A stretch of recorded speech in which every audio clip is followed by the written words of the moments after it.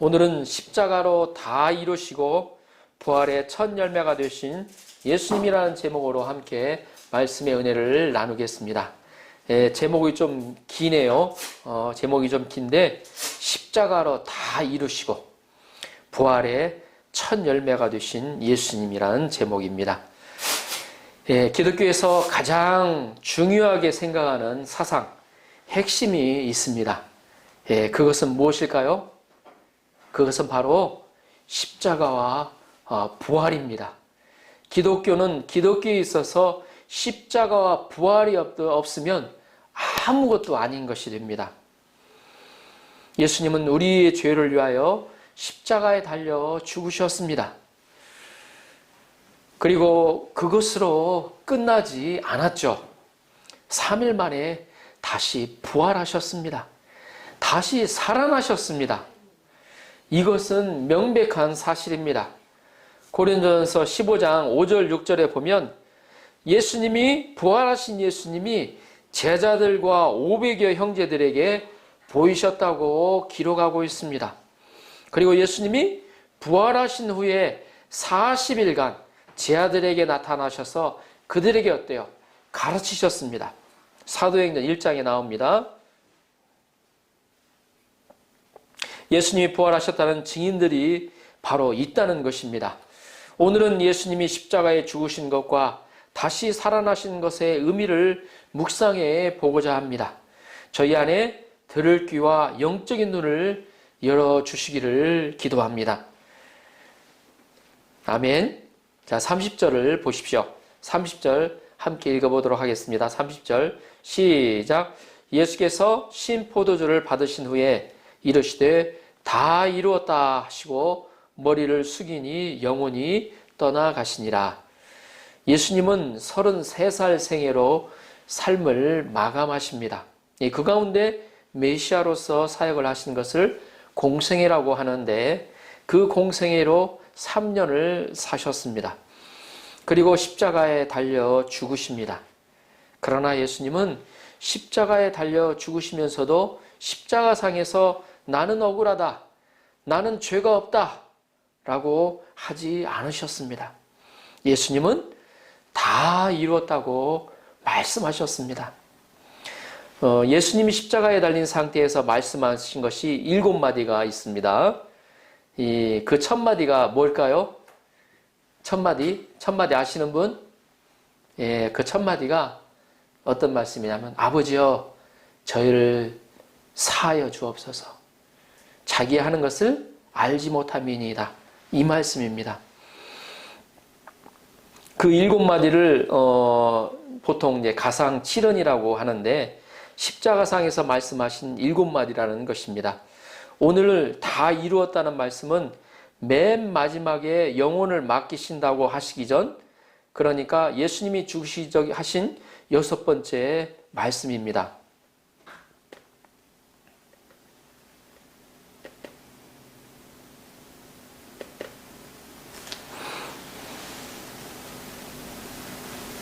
오늘은 예수님이 십자가에 죽으신 것과 다시 살아나신 것의 의미를 묵상해 보고자 합니다. 저희 안에 넘어갔네요. 보면 6번째 말씀입니다. 대부분의 사람들이 죽을 때 한마디를 하고 죽죠. 프랑스 왕 루이 14세 아주 유명한 왕이죠. 왜 우느냐? 내가 영원히 살 것이라고 생각했느냐? 죽는 것이 사는 것보다 더 힘들구나 라고 하였습니다. 영국의 정치 이론가인 토마스 홉스는 다음과 같이 얘기했습니다. 이제 나는 마지막 여행을 떠나려고 한다. 어둠 속에서 한 발자국 떼어볼까? 라고 말하였습니다. 여러분들이 잘 아는 이순신 장군은 적의 유탄에 맞아 전사하면서 뭐라고 얘기했죠? 나의 죽음을 방패로 가리고 나의 죽음을 적에게 알리지 말라고 한 말은 아주 유명한 말이 되었죠. 예수님을 믿는 사람의 죽음은 좀 다릅니다. 베토벤은 귀머리가 되어 죽으면서 말했습니다. 천국에서는 소리를 들을 수 있겠지? 영국의 가장 유명한 수상인 윈스턴 처칠은 나는 창조주를 만날 준비가 되어 있다라고 말하였습니다. 예수님이 돌아가시기 전에 마지막으로 하신 말씀은 다 이루었다는 것입니다. 다 이루었다는 것은 영어로 finished라고 표현하고 있습니다. 요한복음 19장 28절에 보면 예수님께서 모든 일이 이미 이루어진 줄 아셨다고 기록하고 있습니다. 헬라어에 다 이루었다는 것, 헬라어로는 다 이루었다는 것을 텔레이오스라고 발음을 하는데 그 뜻은 예언이나 약속을 성취하다, 책임을 완수하다, 목적을 달성하다, 작정된 목표에 도달하다, 완전한, 완료한, 완성한다는 뜻이 있습니다. 히브리어로는 이루다라는 말을 가마르라고 하는데 발음하는데 그 뜻은 끝냈다, 이루었다는 의미가 있습니다. 그래서 예수님은 메시아에 대한 성경 말씀이 모두 다 이루어졌다고 선포하고 있는 것입니다. 예수님은 죽으실 때 그 고통 가운데서도 다 이루신 것에 대해서 감격하고 만족하고 영광스럽게 생각하셨습니다. 예수님은 다 이루었다는 말씀을 하시고 영원히 떠나가셨습니다. 예수님이 마지막으로 하신 말씀은 매우 중요한 말씀입니다. 그러면 다 이루었다는 말씀의 의미는 무엇일까요? 첫째, 성경 말씀이 다 그대로 성취되었다는 뜻입니다. 구약의 모든 예언, 예표, 상징이 다 성취되었다는 것입니다. 구체적으로 마태는 세리 레위죠. 마태는 예수님의 말씀에 기초해 성경 구약의 말씀에 기초해서 유대인들을 위해서 기록하고 있습니다. 그것이 어때요? 무엇을 말해주냐면 바로 구약에 예언된 그 예수님, 그 예언된 말씀들이 다 예수님을 통해서 이루어졌다는 것을 표현해주고 있습니다. 하나님은 천지를 창조하실 때 말씀하신 그대로 다 이루어졌습니다. 인간은 선악과를 먹지 말라는 말씀에 불순종함으로 하나님의 말씀이 그대로 이루어지지 않았습니다. 이것은 죄의 시작이 되었습니다. 인간이 하나님의 한 말씀에 불순종한 것이 왜 그렇게 심각한 문제가 될까요? 그것은 하나님의 신실성을 깨트렸기 때문입니다. 하나님의 말씀이 거짓일 수 있다는 것이죠. 하나님의 말씀에 대해서 불신하고 더 나아가서 하나님 자신에 대해서 불신이 생기게 됩니다. 우리가 신앙생활을 하면서 항상 고민하는 것은 과연 하나님의 말씀이 진실하냐 하는 것입니다. 하나님의 말씀은 신뢰할 만한 것인지 아니면 만들어낸 거짓된 이야기인지, 하나님은 거짓되고 믿지 못할 존재인지 아니면 과연 하나님이 살아계시느냐 하는 것입니다. 인간이 말씀에 불순종한 후에 이 문제가 심각해졌습니다. 실례로 노아 시대에 노아가 그렇게 멸망이 온다는 말을 해도 그 당시 사람들은 먹고 마시고 장가가고 시집가자고 하며 노아의 말에 귀 기울이지 않았습니다. 그러나 하나님은 이 문제를 해결하기 위해서 하나님의 말씀에 순종하는 자를 통하여 구원 역사를 이루으셨습니다. 노아가 말씀에 그대로 순종하여 방주를 만들었을 때 하나님은 그를 통하여 구원의 역사를 이루셨습니다. 아브라함이 자신의 아들을 이삭을 번제로 드리기까지 순종하였을 때 하나님은 아브라함의 씨를 통해서 메시아를 보내겠다고 약속하여 주셨습니다. 모세가 하나님의 말씀에 그대로 순종하여 성막을 만들었을 때 하나님은 그곳에 거하셨습니다. 예수님이 십자가에 죽기까지 온전히 순종하셨을 때 하나님은 예수님을 통하여 구원 역사를 이루셨습니다. 예수님은 말씀에 다 순종하심으로 하나님은 말씀대로 다 하시는 분이라는 것을 증명하셨습니다. 구약에 예언한 그 말씀대로 하시는 신실하신 분이시라는 것을 증명하셨다는 것입니다. 하나님의 말씀은 믿을 만한 말씀이며 우리의 하나님은 신실하신 하나님이라는 것을 증거하셨습니다. 예수님은 천지는 다 없어지겠으나 하나님의 말씀은 없어지지 않는다고 하셨습니다. 하나님의 말씀은 천지가 없어지기 전에 율법에 1.1획도 없어지지 않는다고 말씀하셨습니다. 하나님의 말씀은 영원하신 말씀입니다. 하나님의 말씀은 하나도 땅에 떨어지지 않습니다. 예수님을 통하여 하나님의 말씀이 다 성취되었기에 우리는 하나님의 말씀을 절대적으로 신뢰할 수가 있습니다. 둘째, 다 이루었다는 말씀은 죄의 값을 다 치르셨다는 뜻입니다. 자, 둘째, 다 이루었다는 말씀은 무슨 뜻이라고요? 죄의 값을 다 치르셨다는 뜻입니다. 다 이루었다는 말씀은 원어의 테텔레스타라는 말인데 다 갚았다는 뜻입니다. 우리의 죄의 값을 어떻게 했다요? 다 청산하였다는 말입니다. 우리가 빚을 지고 갚지 않으면 어떻게 됩니까? 재산을 다 차압당하게 되죠. 갚지 못하면 대신 감옥살이를 해서라도 갚아야 하는 것이 바로 빚입니다. 이와 같이 죄의 빚을 갚지 않으면 우리는 많은 고통을 당합니다. 인간은 죄로 인하여 죄의 노예로 살아왔습니다. 죄 때문에 우리는 저주를 받았습니다. 가난과 또 모든 질병, 노화와 죽음이 인간에게 다가왔습니다. 싸움과 원망과 불평이 왔습니다. 죽은 후에는 지옥이라는 감옥에 가야 합니다. 우리는 이런 죄에서 자유를 얻지 못합니다. 스스로 자유를 얻으려고 해도 자유로울 수가 없습니다.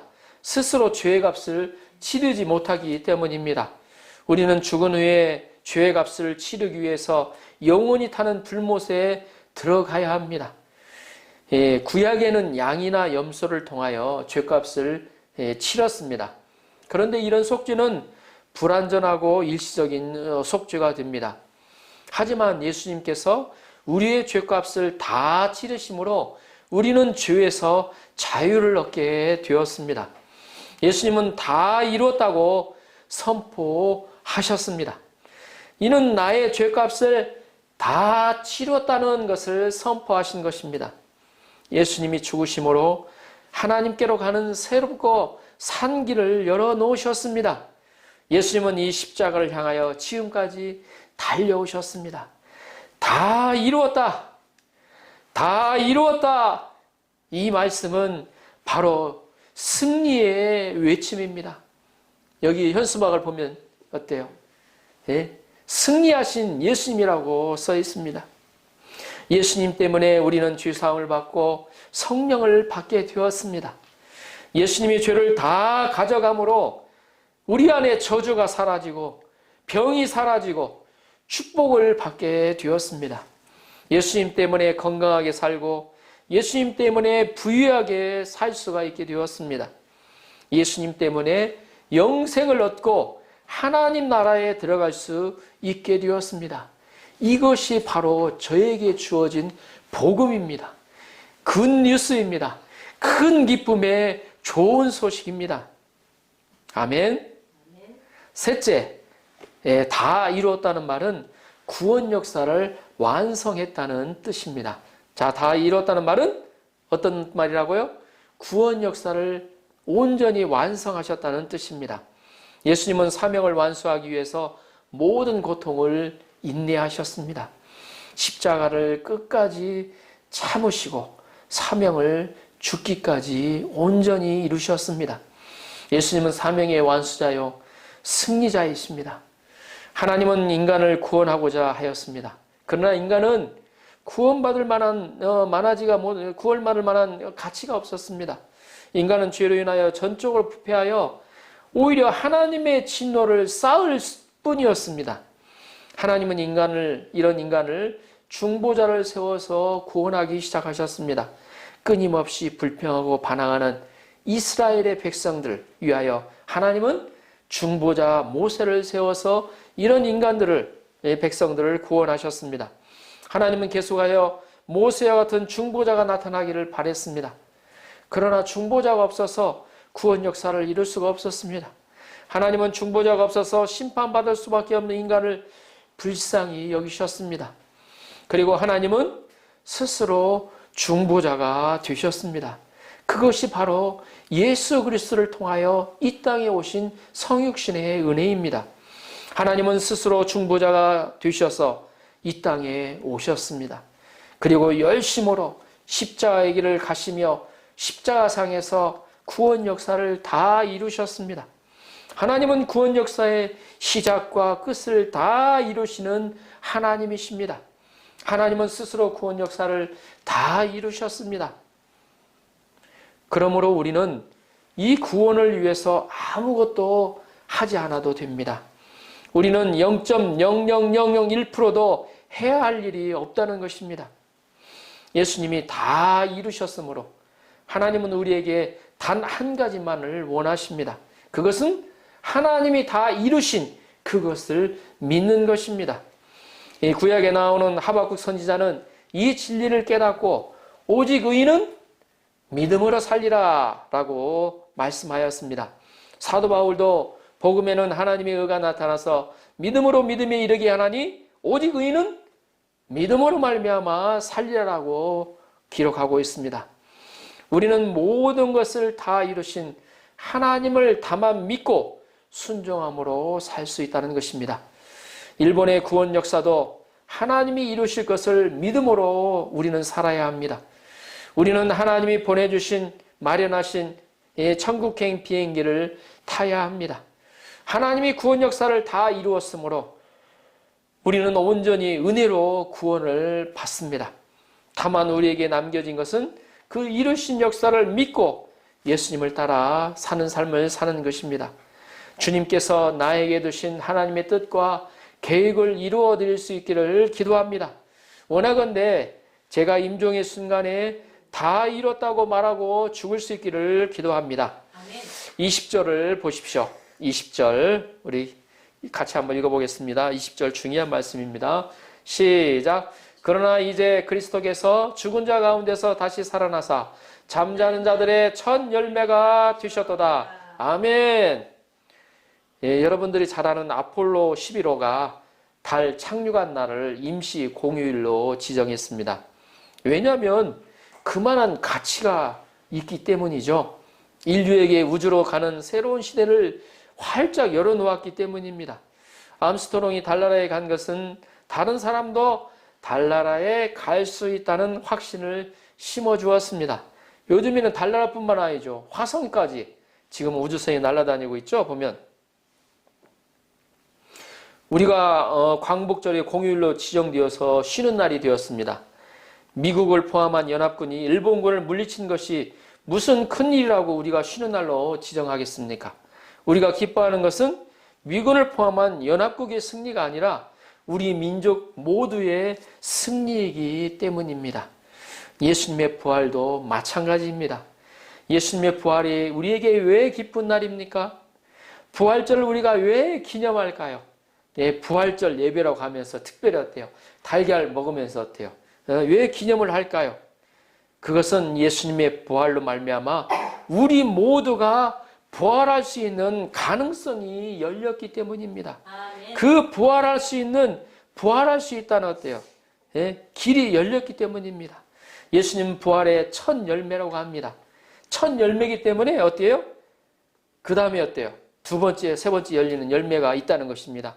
이 첫 열매는 맨 처음 열리는 과일을 말합니다. 초태생이 첫 열매죠. 그래서 첫 열매를 드린 후에 그와 같은 많은 열매가 반복해서 맺혀지게 됩니다. 예수님이 첫 열매로 부활하셨기에 우리도 그 다음 열매로 부활할 수 있다는 것입니다. 어떤 훈장님이 가르치다가 졸았다고 합니다. 제자가 선생님을 보면서 왜 조느냐고 물었다고 했습니다. 그러자 훈장님이 머리를 써서 지혜를 내서 이렇게 말했습니다. 내가 잠깐 하늘에서 공자님을 만나보았다고 그렇게 대답했다고 합니다. 며칠 후에 그 제자가 또 졸았습니다. 훈장님이 그 제자를 보면서 너 왜 조느냐고 꾸짖었습니다. 그러자 그는 꿈속에서 공자님을 찾아가서 만나고 왔다고 하였다고 했습니다. 며칠 전에 우리 스승님이 공자님께 왔었냐고 물어보았는데 공자님은 선생님이 그때 오지 않았다고 했다고 말해야 했습니다. 선생님이 부끄러움을 당했습니다. 그러나 이 말은 재미있는 한 가지 그냥 이야기이지 다 거짓말입니다. 공자님은 하늘나라에 없습니다. 공자는 부활하지 않았기 때문입니다. 여기에서는 공자가 부활하듯이 우리도 부활할 것이라고 말하는 사람이 아무도 없습니다. 불교에서는 석가가 부활하였으니 우리도 석가와 함께 부활할 것이라고 말하지 않습니다. 공자나 석가는 죽음의 열매를 맺었습니다. 죽었다는 것입니다. 이들을 어때요? 이들을 믿는 자들은 다 공자나 석가와 함께 죽을 수밖에 없습니다. 그러나 예수님은 부활하셨습니다. 그래서 우리도 예수님처럼 부활한다는 것입니다. 21절을 보십시오. 21절. 사망이 한 사람으로 말미암았으니 죽은 자의 부활도 한 사람으로 말미암는도다. 사도 바울은 우선 대표자의 원리로 부활을 설명하고 있습니다. 우리는 부모님에서 태어나면서 죽음을 향하여 살아가게 됩니다. 젊은 사람들은 내가 설마 죽을까 그런 생각을 하고 삽니다. 그러나 나이가 들면 어때요? 늙어지고 또 늙어지면 반드시 죽어지게 되어 있습니다. 그래서 현재 어때요? 뭔가 열심히 어때요? 자기 성장을 위해서 살더라도 어때요? 반드시 어때요? 나이가 들면 죽는다는 거죠. 그 이유는 바로 우리 조상들이 죽는 존재가 되었기 때문입니다. 거슬러 올라가면 아담이 죽어서 우리 모두가 다 죽게 되었던 것입니다. 그러면 우리가 어떻게 다시 살 수 있습니까? 우리가 죽지 않는 몸으로 다시 태어나야 한다는 것입니다. 우리가 죽지 않는 분에게서 태어나야 죽지 않는 몸으로 다시 태어날 수가 있습니다. 아니면 죽었다가 살아나셔서 다시 살아나셔서 영원히 살아계신 분에게서 다시 태어나면 됩니다. 예수님은 죽으셨다가 다시 살아나신 분이십니다. 우리가 이 예수님을 믿으면 우리는 이 예수님에게서 다시 태어나는 것이 됩니다. 예수님의 그 부활의 생명이 우리 안에 들어와 역사하게 된다는 것입니다. 예수님에게서 다시 태어난 우리도 죽지 않는 모습으로 다시 살아나게 됩니다. 우리는 아담 한 사람 때문에 죽었고 또 죽는 운명에 있었지만 한 사람 예수님 때문에 다시 살아나게 되는 것입니다. 자, 22절을 보십시오. 22절 한 목소리로 같이 한번 읽어보겠습니다. 22절 시작. 아담 안에서 모든 사람이 죽은 것 같이 그리스도 안에서 모든 사람이 삶을 얻으리라. 아멘. 다음은 소속의 원리를 통해서 부활의 진리를 설명하고 있습니다. 우리가 어디에 소속되었느냐는 것은 참으로 중요합니다. 이 남한과 북한 중에 어디에서 태어났느냐에 따라서 인생이 달라집니다. 우리가 어때요? 지금 남한에서 살고 또 남한에서 태어나기 때문에 자유로운 인생을 살게 되죠. 그러나 지금 내가 북한에서 태어났다고 하면 내가 어떤 삶을 살고 있을까요? 남한에 소속된 사람은 풍요를 누리고 북한에 소속된 사람은 빈곤에 시달립니다. 지금도 제대로 먹지 못하는 사람들, 굶어 죽는 아이들이 있다는 것을 들으셨을 것입니다. 남한의 사람은 어때요? 자유를 누리고 북한의 사람들은 모든 자유에 제한을 받습니다. 어디에 가려고 해도 자기 마음대로 가지를 못해요. 이것은 능력의 문제가 아니고 도덕성의 문제가 아닙니다. 이것은 소속의 문제입니다. 한 예를 들으면 우리 중동의 여성들을 보면 잘 알 수가 있습니다. 여러분들이 한국과 일본에서 태어난 것이 얼마나 축복되고 특히 이제 여성들은 알아야 됩니다. 중동에 가면 여성들은 어때요? 여기 눈 있는 부분만 어때요? 드러낼 수가 있어요. 다른 건 다 감춰야 됩니다. 열어놓고 다니면 어때요? 음란죄로 남편의 고소를 받게 돼서 큰일 치르게 됩니다. 또 어때요? 선거권도 없어요. 또 운전면허증도 딸 수가 없어요. 얼마 전에 사우디아라비아에서 운전면허증을 딴 여성이 나왔다고 하는 뉴스를 본 적이 있습니다. 그것은 무엇을 말하냐면 중동권의 이슬람권에 사는 여성들이 얼마나 자유가 없고 얼마나 제한된 인생을 산다는 것을 알 수가 있습니다. 이제 여러분들이 어때요? 중동에서 태어났다면 바로 그러한 인생을 살게 되는 거예요. 그래서 소속의 문제가 아주 중요하다는 겁니다. 우리가 예수님께 속하면 도덕성이 높고 능력이 높을 수 있습니다. 그러나 그렇지 않은 사람도 있을 수 있죠. 도덕성이 높지 않은 사람도 예수님께 속하였기 때문에 구원을 받습니다. 그래서 어때요? 흉악한 죄를 저질러서 감옥에 무기징역수로 갇혀있는 사람들도 어때요? 이 세상에서 어때요? 범죄를 저질렀지만 예수님을 믿음으로 어때요? 구원을 받을 수가 있어요. 우리가 아담의 소속인 것은 자연적으로 되는 것입니다. 태어나면 그렇게 자연적으로 돼요. 그러나 예수님의 소속은 자연적으로 되는 것이 아닙니다. 우리가 어떻게 예수 그리스도에게 속할 수 있습니까? 이는 마음으로 받아들이고 예수님을 믿고 입으로 그리스도라 고백하여야 합니다. 우리가 죄인이 되는 것은 자동적으로 됩니다. 그러나 의인이 되는 것은 선택이라는 것입니다. 우리는 가만히 있으면 죄에서 벗어날 수가 없습니다. 우리가 예수님을 그리스도로 믿고 고백해야 우리는 그리스도에게 속하여 부활하게 된다는 것입니다. 그리스도에 속하여 그리스도의 어때요? 부활의 생명을 덧입게 된다는 것입니다. 한국의 이상재 선생, 독립운동가로 유명하신 분이죠.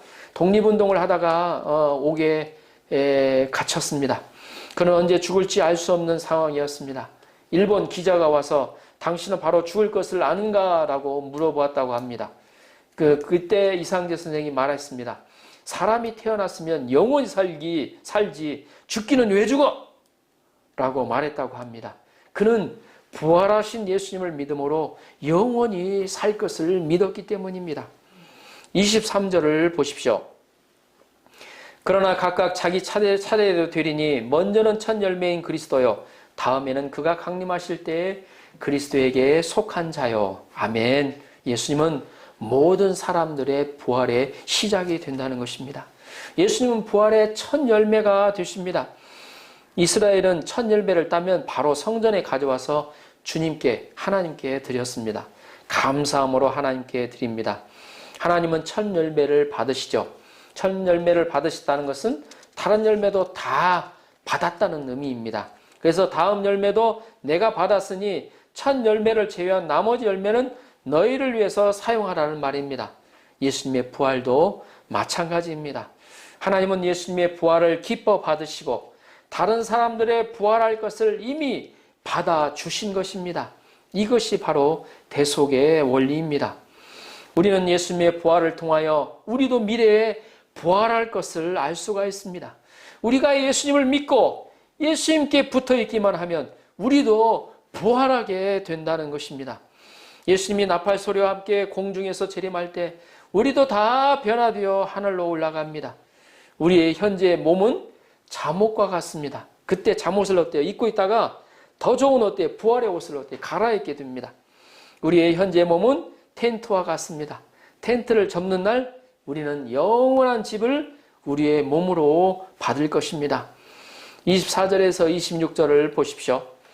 그 후에는 마지막이니 그가 모든 통치와 모든 권세와 능력을 멸하시고 나라를 아버지 하나님께 바칠 때라. 그가 모든 원수를 그 발 아래 둘 때까지 반드시 왕노로 다시리니 맨 나중에 멸망받을 원수는 사망이니라. 아멘. 성도들의 부활은 바로 예수님이 공중 재림할 때 일어납니다. 그때 살아있는 성도와 죽은 성도는 부활하여 하나님 나라에 올라갑니다. 예수님이 휴거한 성도들과 함께 다시 지상에 내려오십니다. 예수님은 성도들과 천년왕국을 이루십니다. 천년왕국이 끝날 때 예수님을 대적하는 자들도 다 부활하게 됩니다. 이들은 심판의 부활입니다. 계시록에는 이것을 둘째 부활이라고 하고 있습니다. 그날 부활하는 자들은 심판과 형벌을 받기 위해서 부활하게 됩니다. 그들은 불과 유황으로 타는 못에 들어가 영원히 고통하는 삶을 살게 됩니다. 이것이 바로 둘째 사망입니다. 첫째 사망은 우리가 죽는 거죠. 둘째 사망은 어때요? 심판을 받아서 어때요? 영원한 어때요? 유황불이 타는 못에 들어가는 것입니다. 예수님은 그때 사단의 통치와 모든 권세와 능력을 다 멸하십니다. 사단의 통치 주권을 멸하십니다. 재림하신 예수님은 맨 나중에는 이 바로 사망을 멸하신다는 것입니다. 사단을 멸하십니다. 사망은 영원한 권세를 가진 것이 절대 아닙니다. 사망이 패하여지는 날이 온다는 것입니다. 사망을 패하면 우리는 영원히 죽지 않습니다. 우리는 썩지 않고 영광스럽고 강하고 새로운 몸으로 다시 살아나게 됩니다. 아멘. 우리는 새하늘과 새 땅에 가서 영생 복락을 누리게 됩니다. 아멘. 그때 새하늘과 새 땅이 열립니다. 이 세상은 다 임시 건물입니다. 가건물입니다.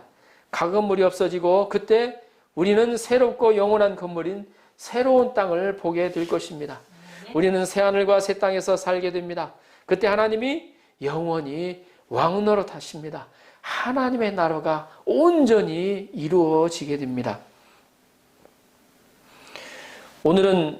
결론적으로 우리는 오늘 말씀을 통해 다 이루었다는 말씀의 의미를 배웠습니다. 바로 다 이루었다는 말씀은 성경 말씀이 다 그대로 성취되었다는 뜻이며 죄의 값을 다 치르셨다는 뜻입니다. 구원 역사를 완성하셨다는 것입니다. 그리고 예수님은 부활의 첫 열매가 되셨습니다. 우리도 부활할 수 있다는 길을 열어놓으셨습니다. 예수님의 십자가의 부활을 통하여 우리에게 하늘나라에 갈 수 있는 길을 열어놓으신 하나님을 감사 찬양합니다. 아멘.